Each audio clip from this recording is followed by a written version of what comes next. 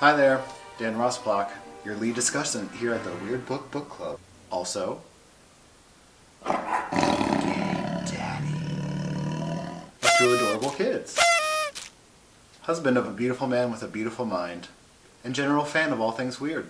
So today we're going to talk about some of the stuff that I'm planning to read here in the month of January, which we're almost kind of getting to the end of. So the first one is The Lonesome Bodybuilder by Yukiko Motoya. Apparently it was also released in the UK as Picnic in the Storm.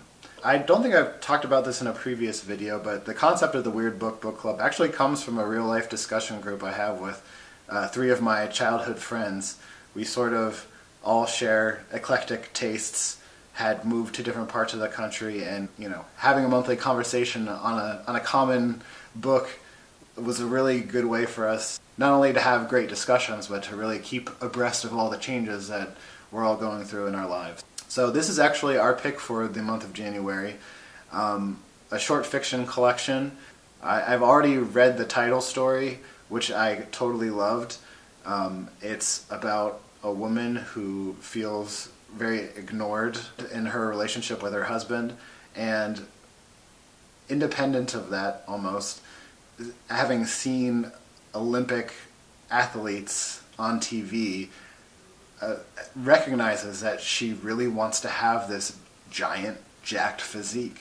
Not for any practical purpose, just because having that sort of body really appeals to her. Of course, these changes bring on their own other changes in the way that she is perceived in the workplace, but not so much at home with her husband, who seems fairly oblivious to how totally jacked his wife has become throughout the course of the story. It's funny, it's really strange. I think it could actually make a pretty cool romantic comedy starring maybe like Ronda Rousey. So I love it, and I love a good transformation narrative. I grew up, my dad would read us Greek mythology, Norse mythology as bedtime stories full of gods turning into one animal or a golden cloud. So I just love these sorts of transformation narratives. I don't know that the other stories in this collection share similar themes, but I'm just really excited to dive deeper into them. Next we have 2666 by the Chilean author Roberto Bolaño, who is, based on what I've read of him so far, which is a decent amount I think, one of my all-time favorite authors. I would definitely say that, you see the Savage Detective sitting here next to me, I would currently class it as my favorite book of all time. And Bolaño was ultra prolific throughout his career. 2666 is an ultra prolific author at his most ultra prolific. It's over 900 pages in the English edition, over 40 hours on audiobook, which is how I'm currently consuming it. It actually has a really great voice cast. I would definitely recommend it if audiobooks are your thing. I've actually seen 2666 on some lists of like best modern horror, and it's actually kind of living up to that reputation. This is a brutal book. It's partly a fictionalization of the mass homicides of women that have been going on in Ciudad Juarez since the early 90s. It's hard for me to say what the best way to memorialize these women is, what art, literature's contribution might be to get enough people to notice and care about this massive atrocity, that they're actually going to be driven to tackle some of these deeply entrenched issues that allow these kinds of killings to take place. And at this point, about midway through the book, it's become sort of a steady stream of police reports detailing the minutiae of each crime, where the woman was found, what she was wearing at the time her body was discovered, her relationships, if the police were ever even able to identify a plausible suspect in her death. It's just this sort of very matter-of-fact, brutal presentation of these women's deaths that leaves no place to hide emotionally. So yeah, it's not an easy read, but there's definitely a lot more to it than a recounting of tragedy after tragedy. There are deep friendships that are explored. A group of literature professors in Europe is how this book starts, not necessarily how I would have expected. There's also possibly haunted math textbook that is hanging from a clothesline in a philosophy professor's backyard. And there's training for and reporting on a boxing match. There are sermons given both by former Black Panthers and Mexican spiritualists.